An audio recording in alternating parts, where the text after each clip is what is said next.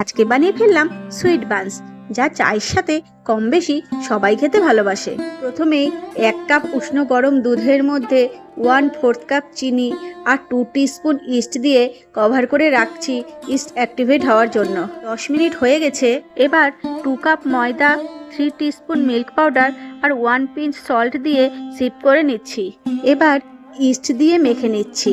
হাতে অল্প অল্প তেল দিয়ে আরও ভালো করে মেখে নিতে হবে। কভার দিয়ে 2 ঘন্টা প্রুফিংয়ের জন্য রাখছি কোনো গরম জায়গায়। 2 ঘন্টা পরে আরও একবার ময়দা ডাস্ট করে ভালো করে মেখে নিচ্ছি। টুটি ফুটি মিশিয়ে দিচ্ছি। এবার ইকুয়াল সাইজে কেটে বানের শেপ দিয়ে আরও 30 মিনিটের জন্য প্রুফিংয়ের জন্য রেখে দিচ্ছি। টপে আরেকটু টুটি ফুটি দিয়ে মিল্ক ব্রাশ করে নিচ্ছি।